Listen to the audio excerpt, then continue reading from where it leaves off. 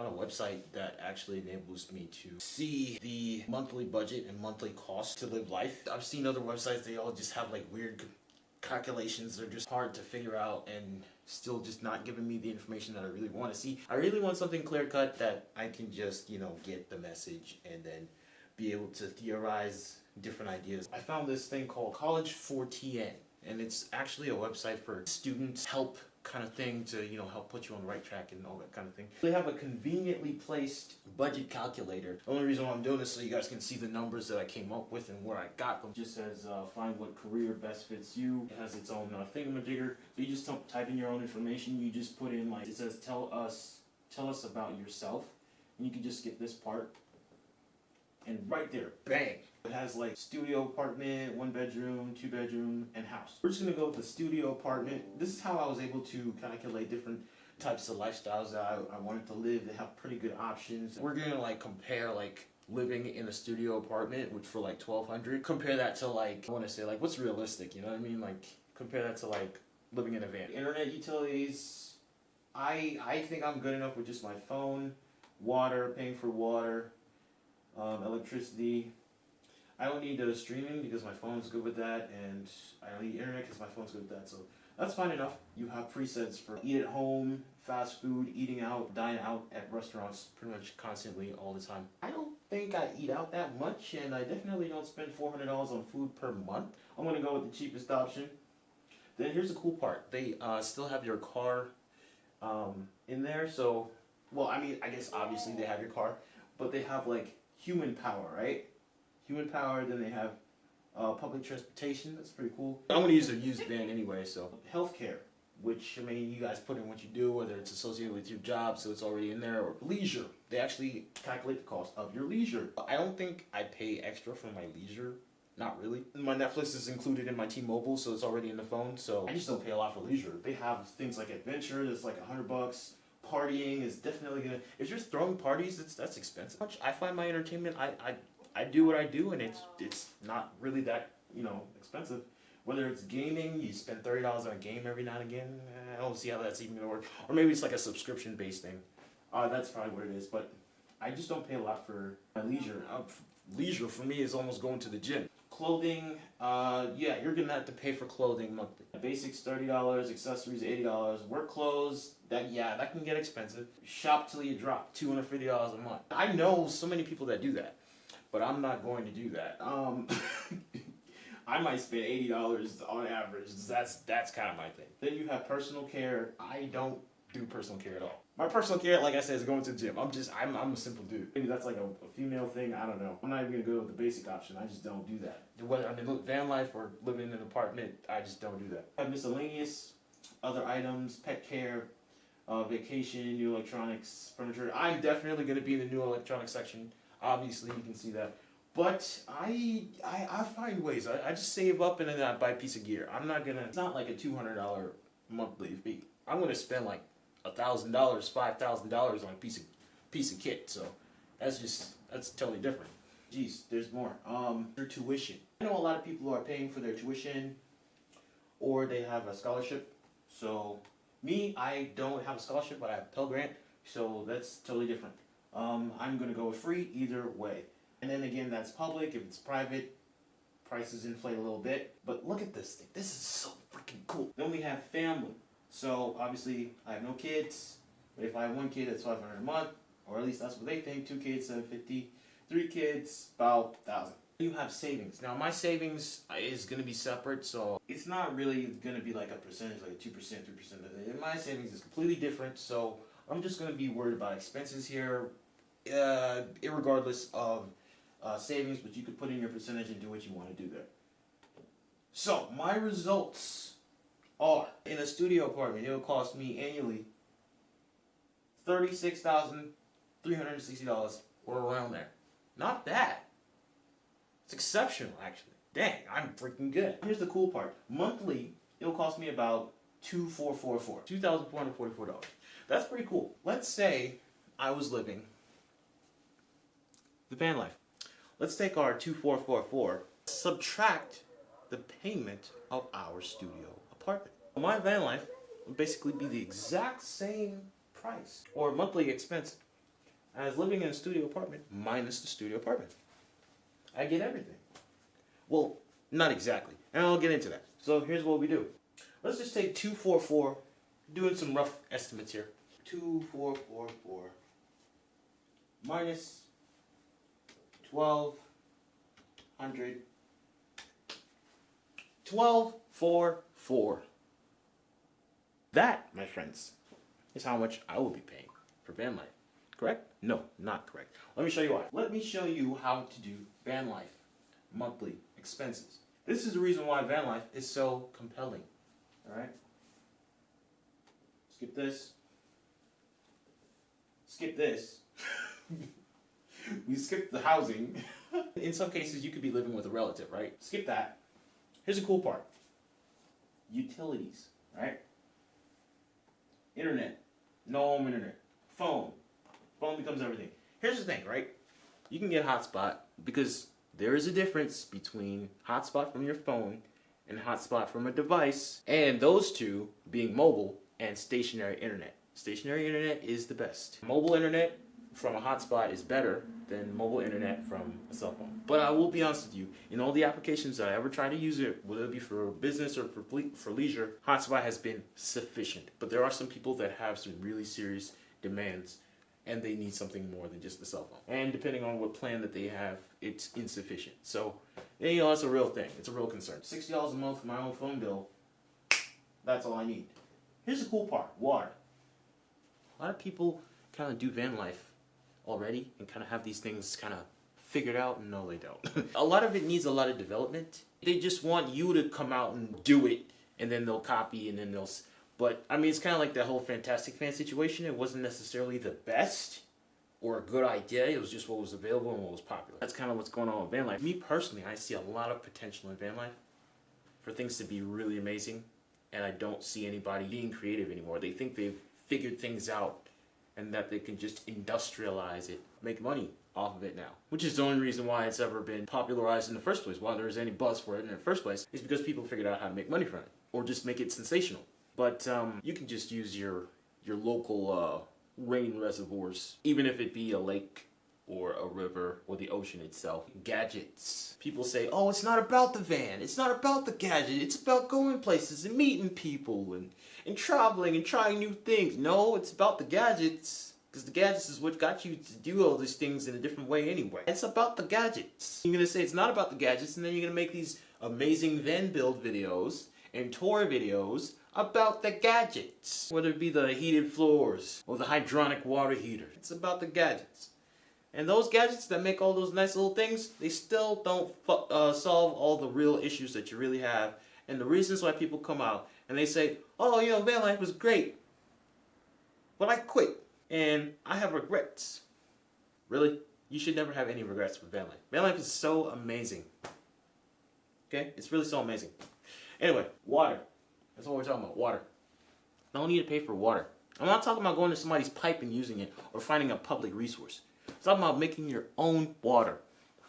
All you need is a 3-stage water filter, water pump, water hose. And then you fill up your tank. Okay? That's all you can do. Get water from the source. Get it from the rainwater. What's going to happen to the water? How are you going to use it? When you're done with it, you're just going to pee it out. Okay? Or it's going to come out in sweat or something, right? It's going to go right back into the environment. If you want to talk about the rest of the things, the other aspects of water in our lives, like for instance, we have water resources that take care of our trash and our recycling. And there are other ways that you can do that in van life. Okay, so you can still be a functioning member of society. I don't really condone this whole nomadic lifestyle thing. I don't think that's realistic. But that doesn't mean that van life and van builds are useless. They are not useless. You can get your own water. You can also get water from the ocean. The only problem with getting water from the ocean is that you're going to be doing it the same way how everybody does it. And that's by using reverse osmosis, which causes brine. It makes the environment more salty and kills off certain kinds of ocean life that cannot survive. Certain kinds can, but certain kinds can't. So a small portion of less than a single percentage of the human population of people actually doing that will not be very effective, but it will cause an effect. Okay? Water is free. You don't have to pay for water. So that's $100 less per month. TV streaming, same situation. As living in an apartment, I don't need a separate TV streaming service. My Netflix is included in my T-Mobile, which is that's a great deal. And even if it wasn't, I'd go with Sprint and Hulu and or Verizon and whoever else, Disney Plus, whatever. Electricity. Obviously, electricity is free because we have solar panels on the van. Now, at first, no, I'm not gonna lie, I was not for it because solar panels are so expensive and they don't really produce a lot of energy. By the end of the day, it's still free energy, and it can top off batteries that would typically drain anyway. Well, it doesn't matter if you have a more realistic source of getting a lot more energy. By the end of the day, it's still free energy, and you can still kind of use it for a lot of things that you would be surprised. You can use a solar panel to run a fridge for as long as the sun is in the sky. You know, if you're going to be entirely realistic about it. 60 watts, and you got 100 watts coming off the solar. And, you know, there is losses when you convert the energy on the roof to the battery. And then through the inverter to the appliance that you're running, there's losses. But by the end of the day, it's still worth it to have solar, especially if you can find it cheap enough on the top of your van. Keep your batteries topped off, run appliances all day, as long as the sun's in the sky, have battery for when there's no sun in the sky, and it's all free. So it's another $200 we're knocking off for a monthly cost. Food stays the same. But for me, I don't even spend $400 on food every month. I don't know where you're buying food that expensive. You must be getting the bougiest food in the world straight from Whole Foods. I don't know. Maybe ordering that stuff from Guatemala. I don't know. Used auto. This is the only auto expense that we have.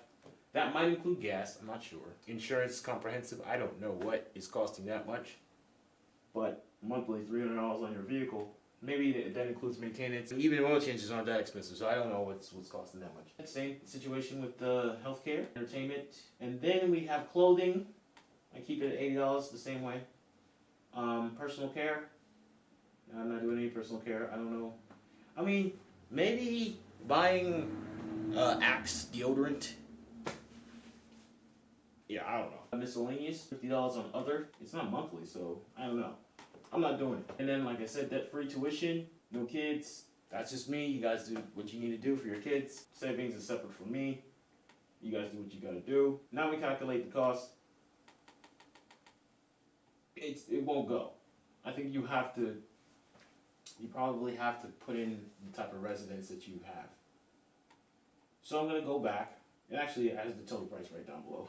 But I'm going to go ahead and just put in what it needs for it to work.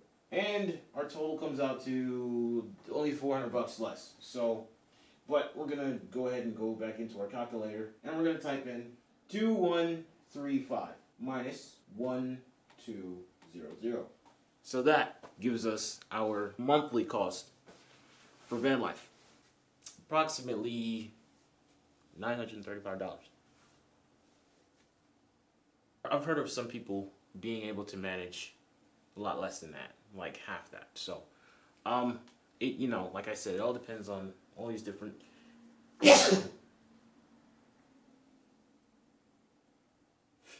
Obviously, it all depends on all these different factors. But a monthly expense or cost like that is incredibly progressive for one's life and building their repertoire of wealth, building assets. What I think van life is really good for is for people who are just graduating high school, just graduating college, and don't have property yet, and aren't ready to get a mortgage, but are ready to build up the necessary, building credit or whatever's necessary to get yourself a mortgage. But this whole nomadic lifestyle thing, it's really not productive to society. It's not necessary in order to live van life or in order to have a sick build. There's a lot more conveniences that come from a rig that you can live out of than just actually living out of the rig. But what if you needed water? There you go. What if you need electricity?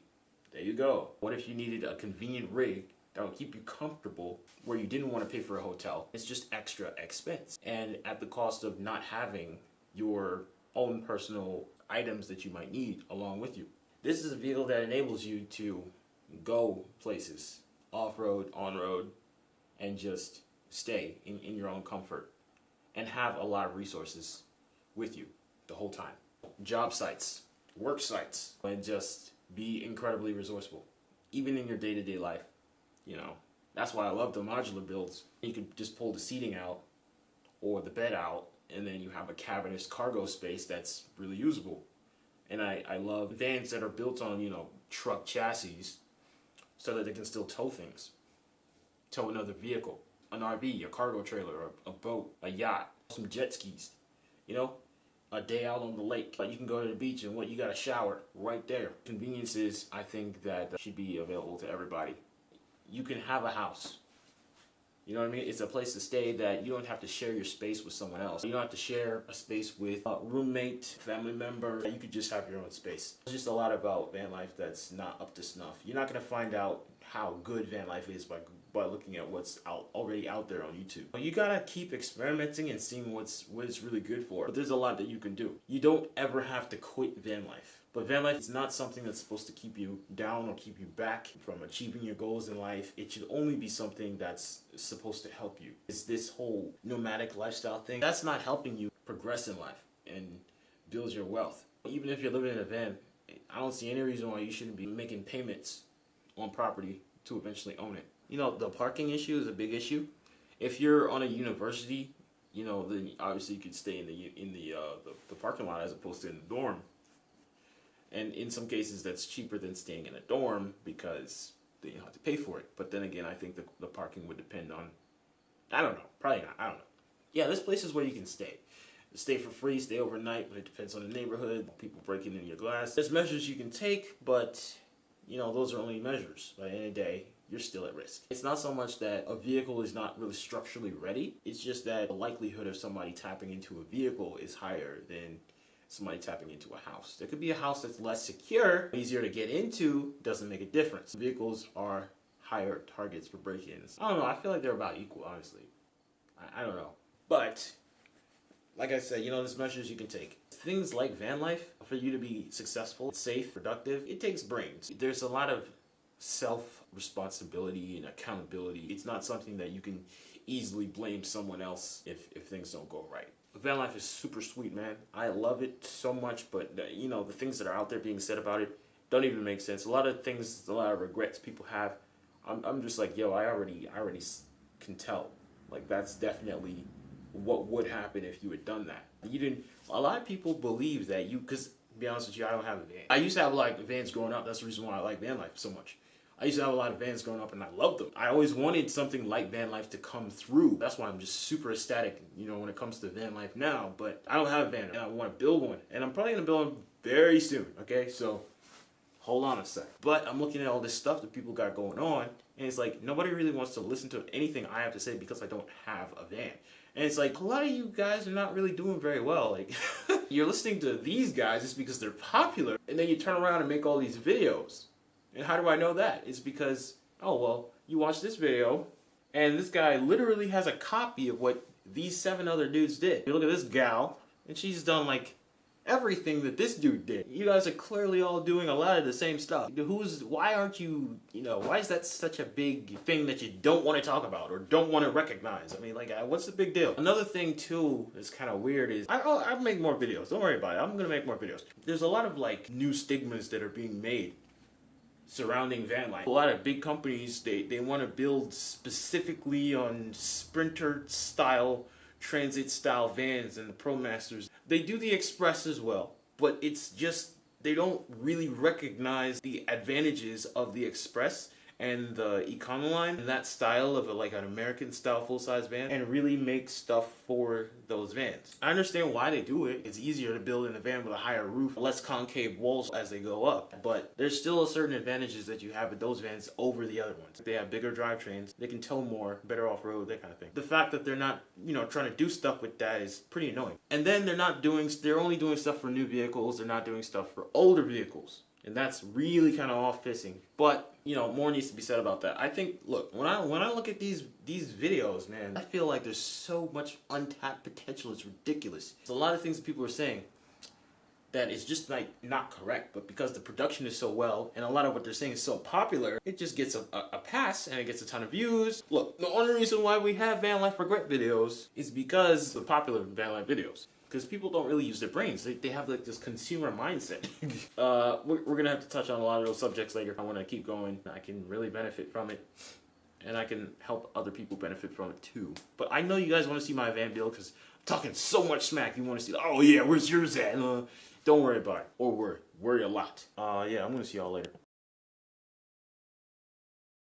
This video is brought to you by me. I don't have any sponsors. Just remember, if you want to do something, you can always do it yourself. But yeah, that's it for the video, y'all.